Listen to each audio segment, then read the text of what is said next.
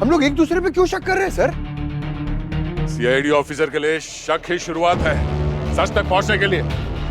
एक काम करो, तुम बताओ कि सच क्या? हाँ? हम तो ढूंढ ही लेंगे, समझे? क्या कर रहे हैं सर आप ये?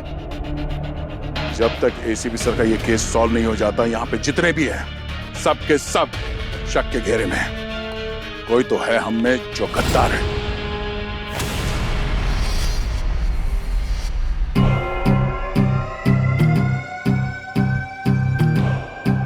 सो इस केस को साइड पे रखिए, नया केस है। Yes sir.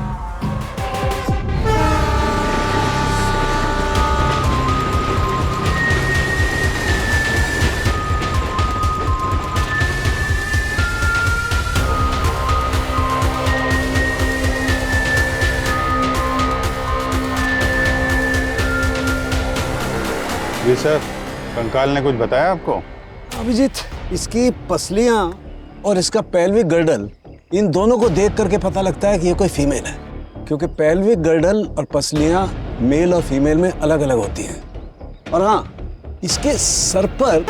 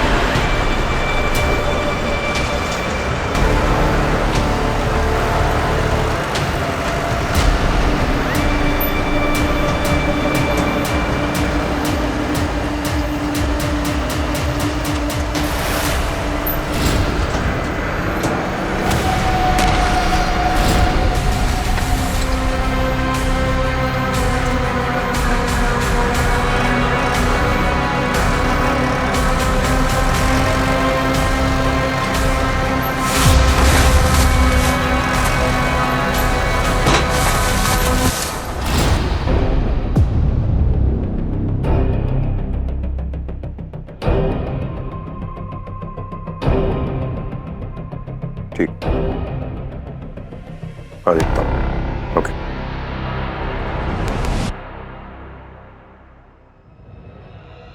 किससे बात कर रहा? हाँ? ये फोन पीछे क्यों छुपा लिया तुमने? क्या बात है? फोन दिखाओ। नहीं सर, पंकज फोन दिखाओ, मैंने कहा फोन दिखाओ।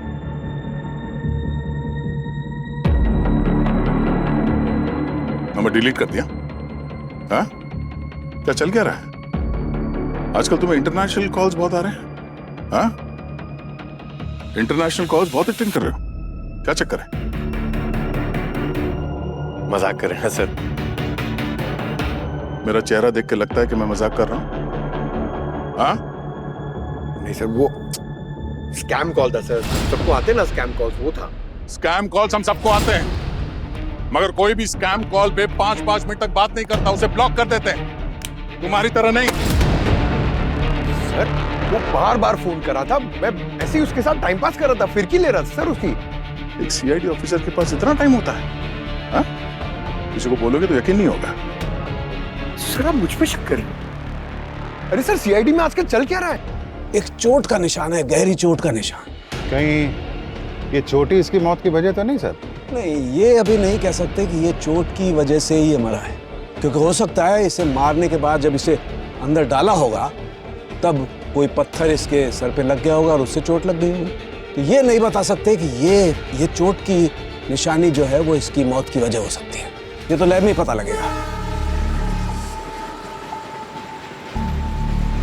सर, ये रहे रोड रिपेयर के कॉन्ट्रैक्ट पेपर सर, और कॉन्ट्रैक्टर का नाम है सुकेश। सारे परमिशंस हैं सर इसके पास। सर कल ही इसने काम शुरू किया इंटरनेट केबलिंग के लिए, और जैसे ही डिगिंग चालू की ये स्केलेटन मिला उसमें। सचिन, इस कॉन्ट्रैक्टर की पूरी डिटेल निकालो। सर कुछ पता चल सकता है कब से पड़ा है यहाँ पे? दया, इसके सॉफ्ट टिश्यूज और कार्टिलेज तो एकदम खत्म हो गए, तो मुझे लगता है इसे यहाँ पड़े हुए लगभग 1 साल से तो ऊपर हो गया है। पिछले 1 साल से यहाँ पे दफन है, किसी को पता तक नहीं चला। इस बीच में कोई सिविल काम हुआ ही नहीं क्या यहाँ पे? हमने आसपास के लोगों से बातचीत की है। पता चला है कि 1 साल पहले ड्रेनेज के काम की वजह से इसी रोड पर खुदाई हुई थी। कृतिका, पता करो कि किस वक्त ये रोड का काम शुरू हुआ था और ये रोड कितने दिनों तक खुली रही। एग्जैक्ट डेट पता करो। शायद उसी समय इस मुर्दे को यहाँ पे डंप किया गया होगा। और सचिन, जरा मिसिंग पर्सन रिपोर्ट चेक करो, देखो उस वक्त कितने लोग गायब हुए थे। क्या पता ये लाश उनमें से किसी की हो। आइडेंटिफिकेशन में हेल्प होगी। You right sir. डॉक्टर साहब, बता सकते हैं इसकी एज क्या होगी? अरे यार दया, पहले इसको लैब तक जाने दो यार, सब पता चल जाएगा। इसकी मौत का कारण, इसकी उम्र, ये क्यों मरी है, क्या बात है, सब पता लग जाएगा। मुझे तो बाहर निकालो भाई।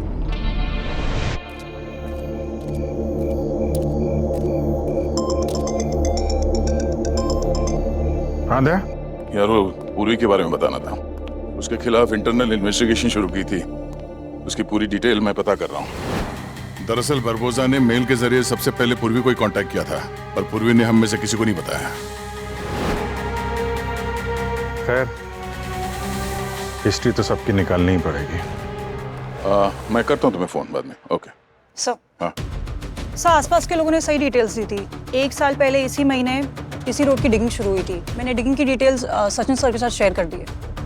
कृतिका, एक काम करो, पिछले साल ये कॉन्ट्रैक्ट यहाँ पे किसको मिला था जरा पता करो। जी सर। और कॉन्ट्रैक्टर और वहाँ पे काम करने वाले मजदूरों से पूछताछ करो। ऐसा कैसे हो सकता है कि तब किसी को यहाँ पे ये लाश होने का पता ही नहीं चला? Yes sir. सर, हाँ? सर ये कृतिका की बताई हुई डेट के हिसाब से उसके 1 हफ्ते पहले की सारी मिसिंग रिपोर्ट चेक की है मैंने। ये रही 12 औरतों की मिसिंग रिपोर्ट सर। इसमें से 8 औरतें वापस आ गई और 3 अभी भी मिसिंग हैं और एक केस क्लोज हो गया। हाँ डॉक्टर साहब। बोन डेंसिटी और कोलेजन से पता लगता है कि विक्टिम यंग थी। क्या एज होगी इसकी? बोन इंफ्रारेड से कंफर्म हो गया है कि विक्टिम की उम्र 27-28 साल। मिसिंग वुमन की लिस्ट में इस एज से कोई है? सर सारे मिसिंग्स में से एक की उम्र है 45 साल, एक की 15, लेकिन सुरुचि है उसकी उम्र 28 साल की है सर। और उसकी माँ ने मिसिंग कंप्लेन लिखाई थी और डोमेस्टिक वायलेंस की भी कंप्लेन लिखाई थी। और उसके पति का नाम है परम। सर लेकिन परम को तो पहले ही सजा हो चुकी है। 6 महीने पहले ही वो जेल जा चुका है। लेकिन सर इंटरेस्टिंग बात ये है कि सुरुचि का अभी तक कुछ पता नहीं चला है। वो जिंदा या मर गई कुछ कह नहीं सकते। तो कहीं ये कंकाल सुरुचि का तो नहीं है? हो सकता है परम ने ही अपनी बीवी सुरुचि को मार कर बॉडी डंप की हो और फिर पुलिस को कभी डिस्क्लोज ही नहीं किया कि बॉडी कहाँ है। परम, मिलना पड़ेगा इस परम से। लाशें बोलती है परम, पर तुम्हारी बीवी की बॉडी तो कभी मिली ही नहीं, तो बोलती कैसे? केस रिपोर्ट्स और एफआईआर देखी हमने। अपनी बीवी को बहुत मारा। हाँ सर, मैं ही वो पापी। बहुत टॉर्चर किया है सर मैंने सुरु को। शराब के नशे में खूब मारता पीटता था मैं उसे। 2-3 बार तो मरते मरते बच गई बेचारी। सर मुझे लगता है मुझ जैसे इंसान के लिए ना ये सजा बहुत कम है। फांसी हो जानी चाहिए मुझे। क्या बात है? हृदय परिवर्तन या फिर ये कोई नया ड्रामा है तेरा? बेरहमी से खून करने के बाद नाटक कर रहा भी? मैंने मारा उसे? सर आपको कोई गलतफहमी हुई है। मैंने उसे नहीं मारा है सर। मैं मानता हूं कि मैंने कई बार टॉर्चर किया है, कई बार उसके ऊपर हाथ भी उठाया है, जिसकी वजह से वो घर छोड़ के चली गई और उसकी मां ने मेरे खिलाफ पुलिस स्टेशन में कंप्लेन भी करवाई। अच्छा, रात के अंधेरे में लाश गायब नहीं की तुमने? मैंने उसकी लाश गायब नहीं की है। मैं क्यों गायब करूंगा? वो तो मुझे लगता है हमारे झगड़े की वजह से वो घर छोड़कर भाग गई और इल्जाम मुझ पर डाल दिया। लेकिन मुझे उस चीज का भी कोई गम नहीं है। मैंने इतना बड़ा पाप किया है, सजा तो भुगतनी पड़ेगी ना। तूने क्या कसम खाई है कि झूठ बोलेगा और झूठ के सिवा कुछ नहीं बोलेगा? सर मैं झूठ नहीं बोल रहा हूँ, मैं सच कह रहा हूँ। और मैं झूठ क्यों बोलूंगा आप बताइए? मेरी बीवी पैसे और गहने लेकर भाग गई। उसकी माँ ने पुलिस स्टेशन में कंप्लेन करवाई और आप लोग मुझे पकड़ के यहाँ ले आए। न मेरी बीवी मिल रही है, न पैसे और न गहने। और डोमेस्टिक वायलेंस के केस में तो मुझे अंदर आना ही था। तो मैं क्यों किसी की जान लूंगा सर? आप बताइए। तुम्हारी बीवी की लाश हमें सड़क के 2 गज नीचे से मिली है और वो चीख चीख के कह रही है कि उस पर कितने अत्याचार हुए हैं। और कितनी चोटें लगी हैं उसकी हड्डियों को, और इन सब की रिपोर्ट है हमारे पास। उसकी मां ने जो मिसिंग कंप्लेन की थी ना, वो डेट और जिस दिन मर्डर हुआ वो डेट आपस में बहुत हद तक मैच करती हैं, समझे? लाश तो तुमने गाड़ी थी जमीन में, क्यों? नहीं सर, मैंने ऐसा कुछ नहीं किया। मुझे तो लगा वो गहने लेकर किसी और लड़के के साथ भाग गई और वो उसके साथ खुश होगी। किसने मारा उसे? तो फिर कौन मारेगा उसे? देख, सच सच बता, नहीं तो। सर, भगवान की कसम खा के कहता हूँ, अपने माँ बाप की कसम खाकर कहता हूँ सर, मैंने नहीं मारा उसे, मैंने नहीं मारा। कोर्ट अगर मुझे फांसी पर भी चढ़ा देगा तब भी मैं यही कहूंगा सर कि मैंने उसे नहीं मारा है। आपसे एक विनती करता हूँ सर,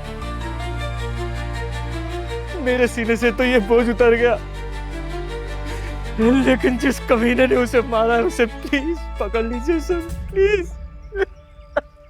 देखिए, आप देखिए, रोइए मत आप। Kritika, control yourself, it's okay. आप प्लीज रोइए मत, please. Kritika, it's okay. So जल्दी जल्दी काम करो। एक लाश नहीं देखा साइड पे कि तुम लोग हाथ खड़ा कर दिया है? पता है कितना टाइम बर्बाद हुआ है? शांति पूजा करा है तब काम जाके शुरू हुआ है। अब जल्दी जल्दी करो, 2 दिन में काम खत्म करना है।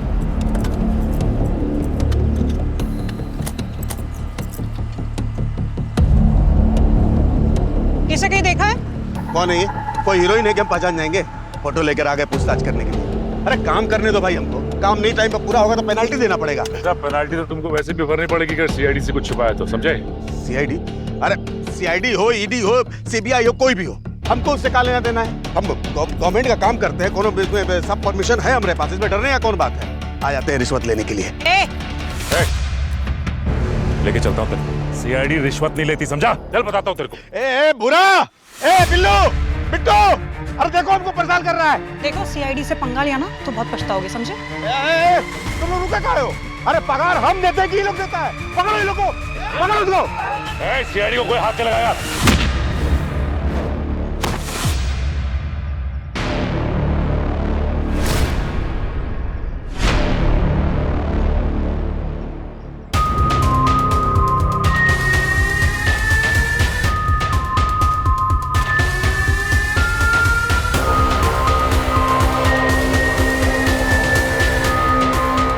हालात कैसे भी होते हैं, हम एक हैं, एक रहेंगे।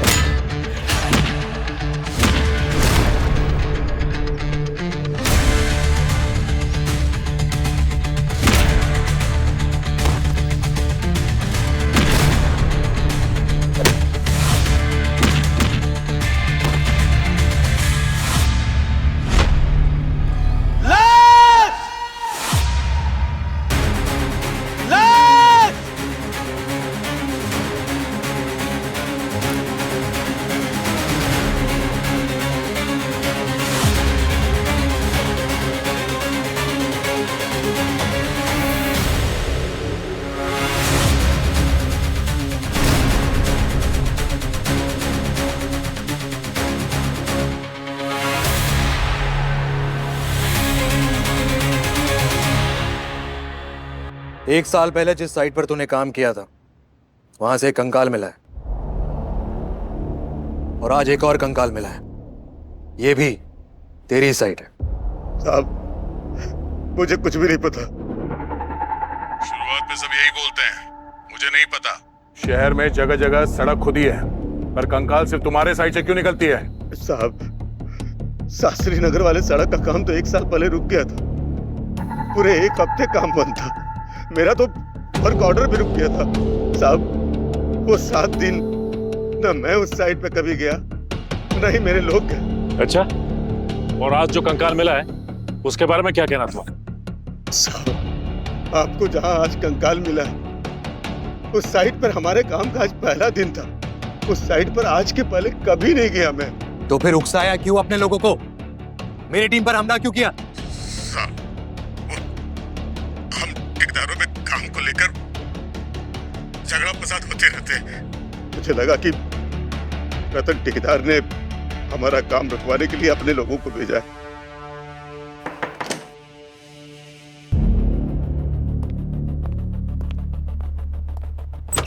सब पता चला है कि रतन के लोग सागर का कॉन्ट्रैक्ट बंद करवा के खुद काम ले लेते थे, और ये रतन के लोगों ने ही 4 महीने पहले गांधीनगर की रोड पे काम किया है। तो अगर एक बार को इसकी बात सच मान लें तो हो सकता है इन लोगों ने वो लाश को वहां पे गाड़ दिया हो सकता है। इस रतन की मुझे सारी इंफॉर्मेशन चाहिए। Yes sir. और पता करो उस दौरान रतन या रतन के लोग वहां काम कर रहे थे या नहीं। Sure sir. और हाँ, वो फोरेंसिक्स में दूसरे स्केलेटन का क्या हुआ? कोई इंफॉर्मेशन?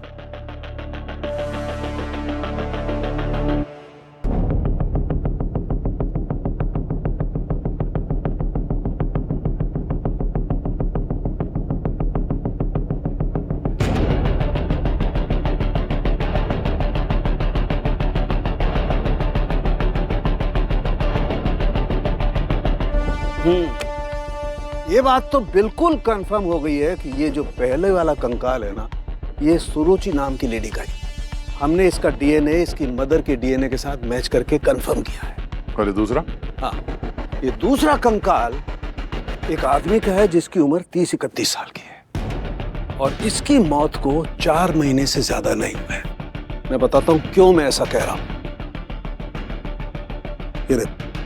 ये कुछ टिश्यूज दिखाई दे रहे हैं, और ये देखिए ये कुछ कार्टिलेज भी हैं। ये टिश्यूज और कार्टिलेज की मौजूदगी इस बात को साबित करती है कि इस आदमी की मौत को 4 महीने से ज्यादा नहीं हुए। इन दोनों केसेस में कुछ टाइम के लिए रोड का काम बंद था, तो उसी दौरान किलर ने बॉडीज को डंप किया है। बंद काम होने की वजह से किसी को पता ही नहीं चला कि कोई बॉडीज को डंप करके चला गया। सर आपके हिसाब से इन दोनों केसेस में क्या सिमिलरिटीज हैं? एक बड़ी कमाल की सिमिलरिटी। क्या? ये देखो, मैं बता दूं। ये देखो, ये इसकी रिब पर ये कट का निशान देख रहे हो? हाँ? ठीक ऐसा ही निशान ये देखो यहां पर इसकी रिब पर भी है। ये देखो, डाउट मुझे जब मैंने इस कंकाल को चेक किया था तभी हुआ था, लेकिन जब दूसरा कंकाल में भी यही कट दिखाई दिया तो मुझे कंफर्म हो गया कि ये जो कट का निशान है ये किसी तेज धारदार हथियार की वजह से है। कहीं ये सीरियल किलिंग का केस तो नहीं है? दोनों केसेस में सिमिलरिटीज है। दोनों केसेस में मर्डर की वजह और मर्डर दोनों शायद एक ही है। या ये भी हो सकता है कि खून करने वाला इन दोनों को जानता हो सकता है। तो इन दैट केस इस सेकंड बॉडी को भी वैसे आइडेंटिफाई करते जैसे फर्स्ट को किया था। मिसिंग कंप्लेन की लिस्ट। अभिजीत, मैंने अवनी का बैकग्राउंड चेक किया। She is clean. अच्छा, बैकग्राउंड क्लीन है तो क्या हुआ दया? अभी का क्या? वक्त के चलते कब कौन बदल जाए कह नहीं सकते। हो सकता है, पर मुझे नहीं लगता कि वो मैं कॉल करता हूँ बाद में। क्या हो रहा है? कुछ नहीं सर, वो बस सुनना, 2 केसेस पर काम चल रहा है। लगता तो नहीं है। इतना तो मैं जान गया हूं आपको। सर सेकंड विक्टिम को आइडेंटिफाई करने के लिए जब मैंने मिसिंग कंप्लेन चेक की तो पता लगा जब उसकी मौत हुई उस दौरान 8 लोगों की मिसिंग कंप्लेन आई थी। उनमें से 5 तो घर लौट आए हैं सर, और 3 अभी भी मिसिंग है, और उनकी उम्र 31 से 32 के आसपास है। उन तीनों का डीएनए विक्टिम से मैच कराओ, पता करते ये स्केलेटन है किसका। सर मैंने एक बात नोट किया है। बोलो। ये देखिए, ये डॉक्टर सालुंके की फॉरेंसिक रिपोर्ट है सर, और ये है उन 3 लोगों की मिसिंग कंप्लेंट। अगर गौर से देखेंगे सर तो ऐसा लगता है कि ये 31 साल का गौतम ही विक्टिम है।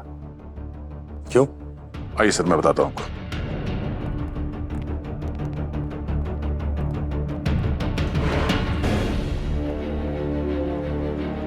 ये देखिए सर, ये है डॉक्टर सालुंके की रिपोर्ट जिसमें स्कल की साइज लिखी हुई है, और ये है गौतम की फोटो। कंपेयर करिए सर, ये स्कल देखिए और ये विक्टिम की फोटो देखिए।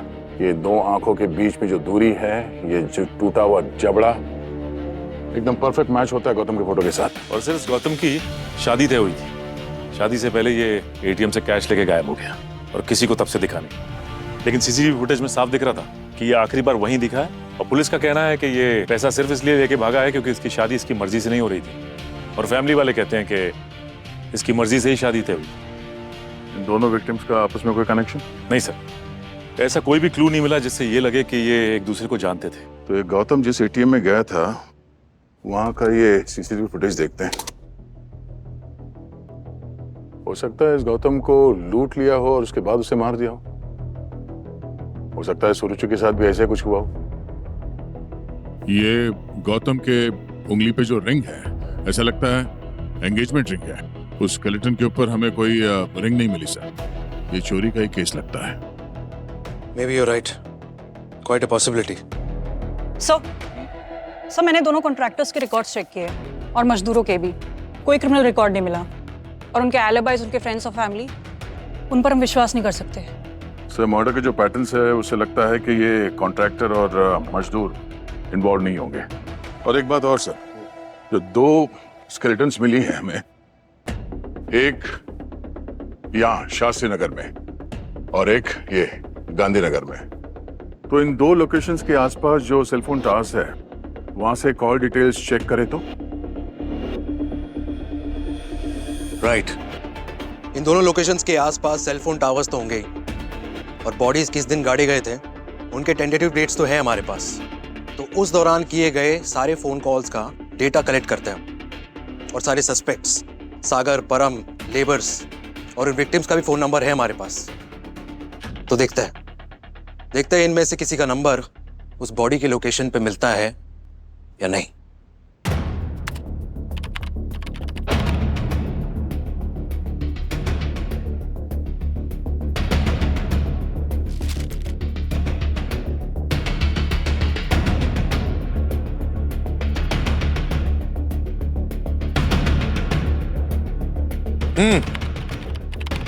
फोन डेटा से कुछ पता चला?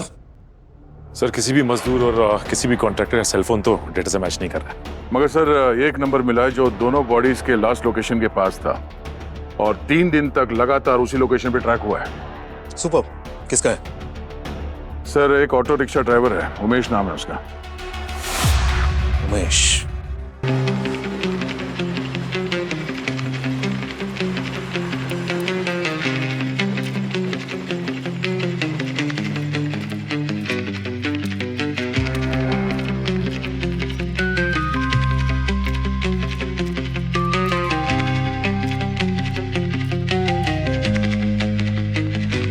बाहर आइए आप। कौन है आप? एक मिनट मैडम, इधर आइए। उमेश को जानती हैं क्या आप? लेकिन आप हैं कौन? आप ये बताओ कि क्या रिश्ता है आपका उमेश के साथ? मैं उनकी घरवाली हूँ, पर हुआ क्या है? देखिए सवाल आप नहीं, हम आपसे पूछेंगे। हम सीआईडी से। सीआईडी? पर हुआ क्या है? ये अंगूठी कहाँ से मिली आपको? ये लेकर आए थे साहब, बोले नकली है, 200 रुपए की। झूठ बोला उसने आपको। ये नकली नहीं, असली है। और जिसके उंगली से ये अंगूठी उतारी है उमेश ने, उसकी लाश मिली है हमें। अब बताओ उमेश कहाँ है?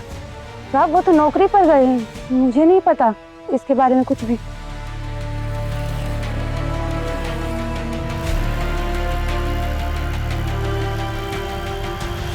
हाँ, पैसों का इंतजाम हो गया है, मेरे पास में ये बैग में। अरे बिल्कुल चिंता मत करो, 20-25 मिनट में पहुंच जाऊंगा।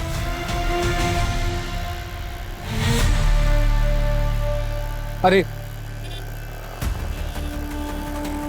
रुको, मैं अभी बात करता हूँ। अरे भैया ये तुम किस रास्ते पर ले आए मुझे?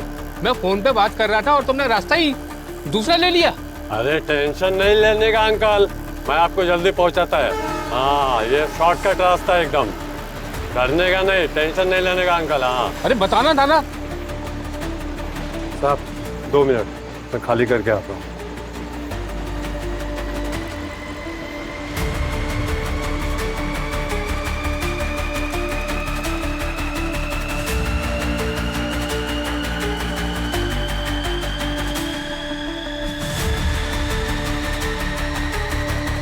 अरे ऑटो वाले भाई,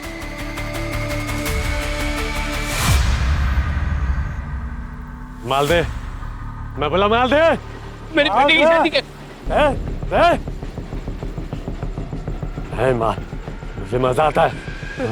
माल और खून। कौन कौन है?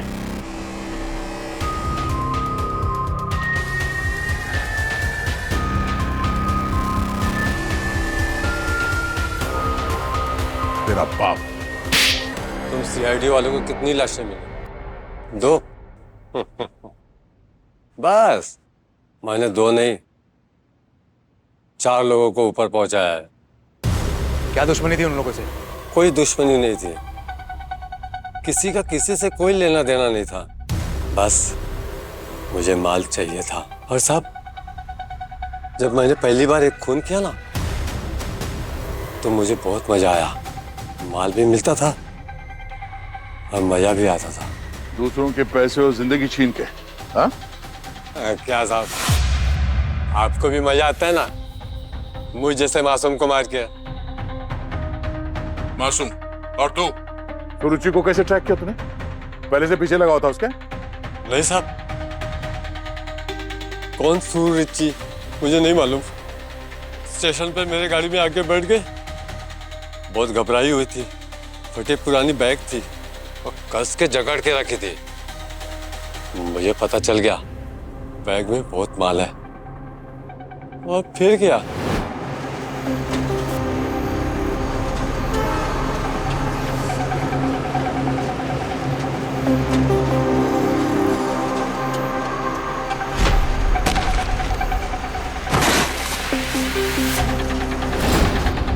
और गौतम? वो मेरे ऑटो में बैठ के पैसा गिन रहा था। तो फिर क्या साहब, मैंने। और बाकी के 2 लोगों को कहाँ गाड़ा? अरे क्या साहब, शहर में जगह की कमी है क्या? जगह जगह खड्डा खोदा हुआ है, बस वहीं पे जाके गाड़ दिया। मेरे को मालूम नहीं साहब, मैं भूल गया कहाँ पे गाड़ा है, लेकिन मजा बहुत आता था साहब। मजा बहुत आता है ना तुझे? तुझे और मजा आएगा जब तू फांसी के फंदे पर झूलेगा। चल आजा, आजा आजा।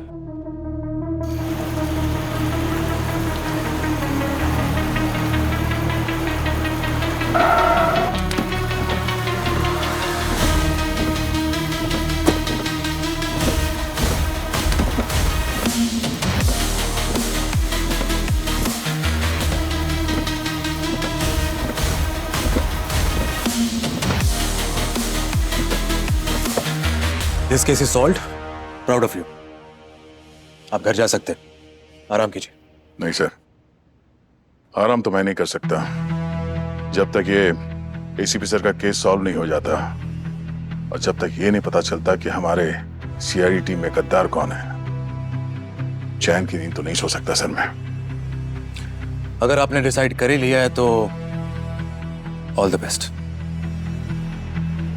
और अगर मेरी जरूरत है, I'm just a phone call away. Thanks.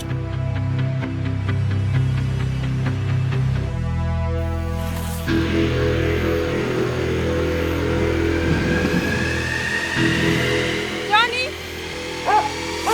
Johnny! Johnny, come! Johnny! Johnny!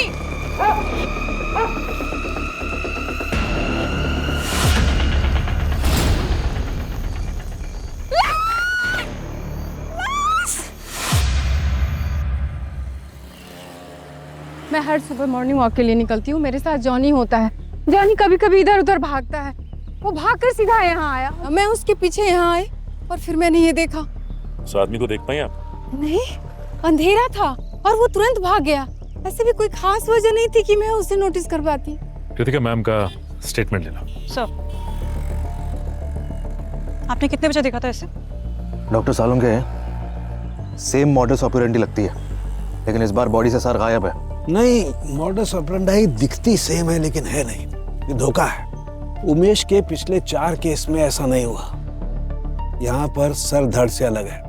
Umesh का मकसद सिर्फ पैसा कमाना था, ये कुछ और चक्कर है। बॉडी का टेम्परेचर और रिगर मोर्टिस बताता है कि इसका खून हुए 5-6 घंटे से ज्यादा नहीं हुए।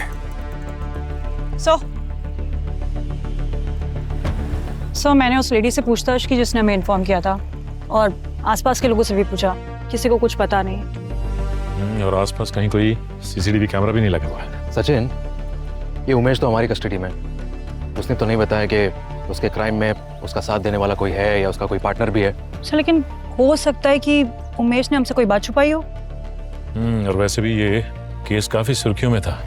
हो सकता है उमेश के पैटर्न को खूनी ने कॉपी किया। उसने ये सोचा हो कि जमीन में गाड़ दूंगा लाश को और शक तो उमेश पे ही होगा और मैं बच निकलूंगा। हो सकता है। के साहब, कटी गर्दन के साथ विक्टिम को पहचानना थोड़ा मुश्किल होगा, नहीं? कोई मुश्किल नहीं होगा सचिन, तुम जानते नहीं मुझे। डेड बॉडीज बात करती है मुझसे। इसकी कॉलर बोन देखो, अभी इसकी कॉलर बोन फ्यूजन सेट नहीं हुआ है। मैं दावे के साथ कह सकता हूँ इस लड़की की उम्र 25 से 30 साल के बीच में है बस। और मैं इसे फॉरेंसिक लैब ले जा रहा हूँ, चेक करूंगा, वहां आकर के मिलना, वहां बताऊंगा। ओके। बस विक्टिम की मौत दम घुटने की वजह से हुई है, एस्फिक्सिएशन से। मुझे लगता है पहले किसी ने इसका गला घोट करके इसकी जान ली और फिर सर धड़ से अलग कर दी। इस विक्टिम के बारे में कुछ और पता चला जिससे हम इसकी पहचान कर सकें? यस सर, बॉडी स्कैन से पता चला है कि विक्टिम एक कैंसर पेशेंट थी, और वो भी बहुत रेयर किस्म का स्पाइन कैंसर। इसकी कीमोथेरेपी भी चल रही थी। ये देखिए सर, इसके चेस्ट एक्सरे से पता चला है कि इसमें पोर्ट लगा हुआ था जिससे कीमो की ड्रग्स दी जाती थी, और इसके ब्लड और टिश्यूज में कीमो ड्रग्स के ट्रेसेस भी मिले हैं।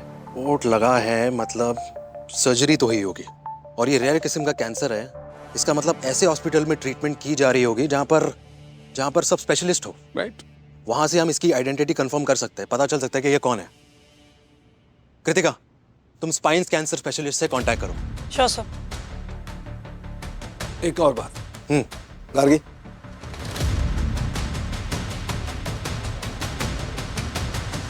ये देखिए, ये ह्यूमन फ्लैश का टुकड़ा हमें इस विक्टिम के पेट में से मिला है। क्या? मांस का टुकड़ा? हाँ, मांस का टुकड़ा। और डीएनए टेस्ट करके हमने पता लगाया कि ये मांस का टुकड़ा इस विक्टिम का नहीं है।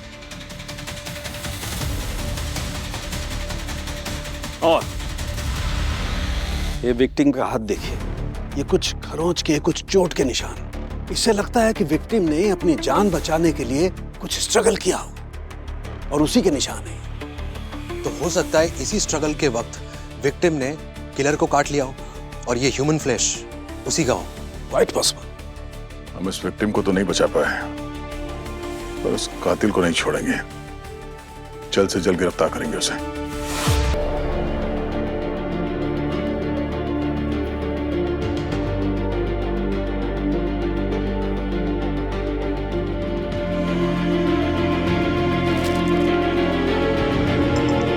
हेलो सर, विक्टिम को आइडेंटिफाई कर लिया गया है। जी हाँ sir, I met the surgeon and oncologist. Sir, victim का नाम है गीत, एज 29 ईयर्स। मैं आपको सारी डिटेल्स फॉरवर्ड करती हूँ। सर, विक्टिम सीए है, बड़ी फर्म में काम करती है। उसके पेरेंट्स दिल्ली में रहते। मैंने उसके फ्रेंड्स, फैमिली, कलीग सबसे बात की। सर, स्ट्रेंज बात यह है कि उसकी इस बीमारी के बारे में कभी किसी को कुछ पता ही नहीं। हॉस्पिटल वालों ने भी कहा कि कभी उससे कोई मिलने नहीं आया। ये उसका फ्लैट सर। अजीब बात तो है, इतनी बड़ी बीमारी होते हुए भी उसने किसी से कुछ बताया क्यों नहीं?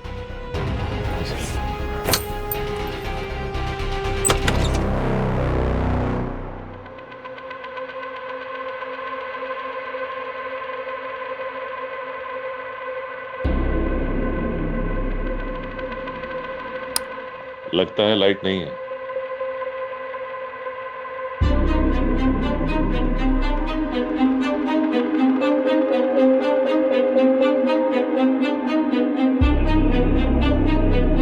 इस जगह को देख के तो ऐसा नहीं लग रहा कि यहाँ पे कोई हाथापाई हुई या कोई स्ट्रगल हुआ है। सब कुछ नॉर्मल लग रहा है। Yes sir. लेकिन फिर भी इस जगह को अच्छी तरह से छान मारते हैं, देखते हैं शायद कोई ऐसा क्लू मिल जाए, कोई हथियार, कोई डॉक्यूमेंट्स, कुछ भी जो हमें खूनी तक पहुंचा दे। Yes sir.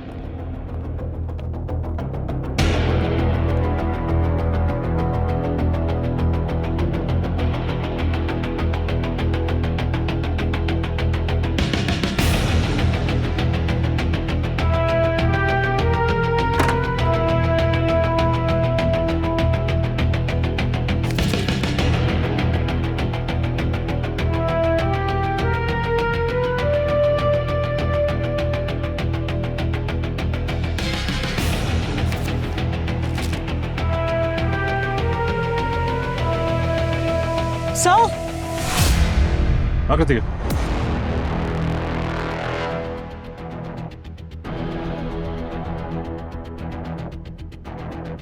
सर ये देखिए गीत की डायरी, इसमें उसके सारी कीमो की डिटेल्स है। और सर उसने हर बार लिखा है कि वो किसी से सिंपैथी गेन नहीं करना चाहती, किसी को दुख नहीं पहुंचाना चाहती। और ये देखो गीत के मेडिकल बिल्स, वो सर्जरी 7 लाख का बिल, कीमो का 1.8 और ये रेडिएशन का एस्टिमेट लगाया है 5 लाख। सैलरी से ये सब कैसे मैनेज करती होगी वो? सर सीए है, इंश्योरेंस तो होगा ही। नहीं, ये देखो कंपनी ने उसका इंश्योरेंस रिजेक्ट कर दिया था, इंश्योरेंस नहीं यूज कर पाई वो। सर क्या ऐसा हो सकता है कि गीत ने किसी गलत आदमी से पैसे ले गए होंगे और उसी ने उसका खून किया है? बिल्कुल हो सकता है। एक काम करो कृतिका, यस सर। इसके अकाउंट डिटेल्स निकालो और साथ ही साथ कॉल डिटेल्स भी चेक करो, देखो कोई नंबर सस्पिशियस है क्या। अभिजीत, अवनी के बारे में ये पता ही नहीं था कि उसने बहुत बार अपना मोबाइल नंबर चेंज किया है। अच्छा, और कितने लोग शक के दायरे में रहेंगे दया? मैं कॉल करता हूं तुमको। क्या हो सर, सब कुछ ठीक तो है? हाँ ठीक है। क्या पता चला गीत के घर से? सर गीत की फाइनेंशियल रिपोर्ट चेक की हमने, उसके ऊपर काफी कर्ज था, लेकिन कोई भी शक के दायरे में नहीं है। दोस्त से, कलीग से, सबसे पैसे लिए थे उसने। और सर उसकी कॉल डिटेल्स चेक की, जिस रात उसकी मौत हुई उसने 8 बार एक नंबर पे कॉल किया था, लेकिन उसने फोन नहीं उठाया। नंबर किसका है? उसके बॉस हरीश का। हरीश? मिस्टर हरीश, कल रात आप कहाँ थे? मैं घर पे था, अकेला, एक वीडियो कॉन्फ्रेंस अटेंड कर रहा था।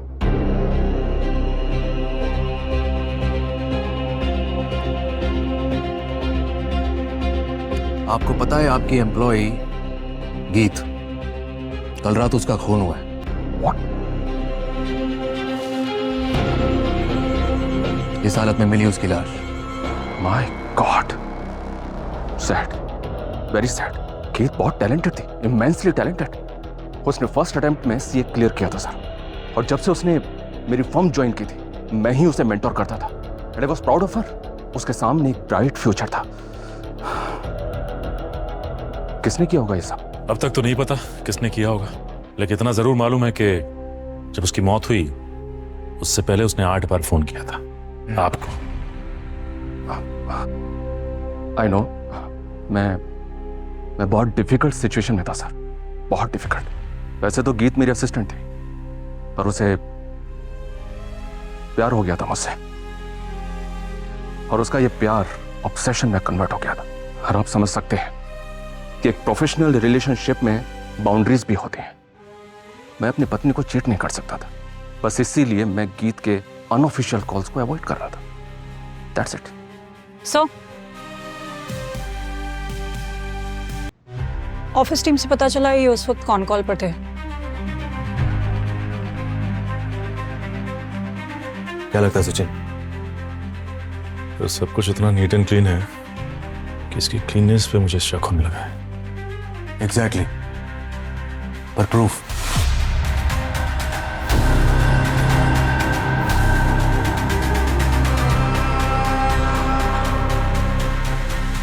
एक मिनट, क्या है? ये कुछ नहीं है। वो मैं कुछ काम से किचन में गया था तो जल गया, ध्यान नहीं दिया। किचन में काम कर रहा था, जल गया? एक मिनट, क्या कर रहे हैं आप ये? एक मिनट, पता चल जाएगा। अरे लेकिन ये क्या है?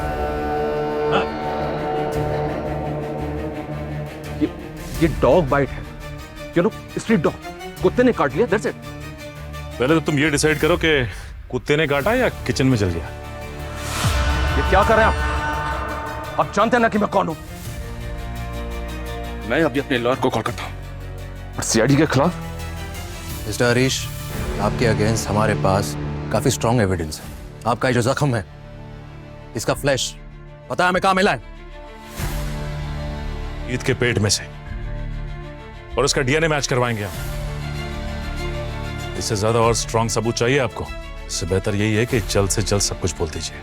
मैंने कहा ना, मैंने कुछ नहीं किया। आप लोग समझते क्यों नहीं?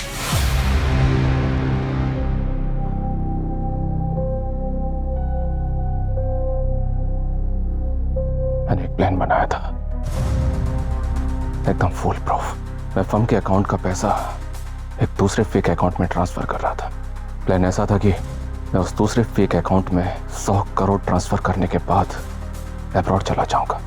बट दैट सुपर टैलेंटेड गीत, उसे पता नहीं कैसे और कहां से जब इस प्लान के बारे में पता चल गया, वो मुझे ब्लैकमेल करने लगे, 50 करोड़ डिमांड करने लगे। She needed for treatment. उसके पेरेंट्स भी हैं, वो उनके लिए भी कुछ प्रोविजंस करना चाहते थे। उसने मुझसे कहा कि उसको रेयर कैंसर है, वो मर गई तो अपने पेरेंट्स के लिए कुछ पैसा छोड़ जाएगी। अब इतना पैसा मैं उसे कैसे दे देता? पर उसके लिए तुमने गीत को क्यों मारा? नहीं, मैं उसे मारना नहीं चाहता था।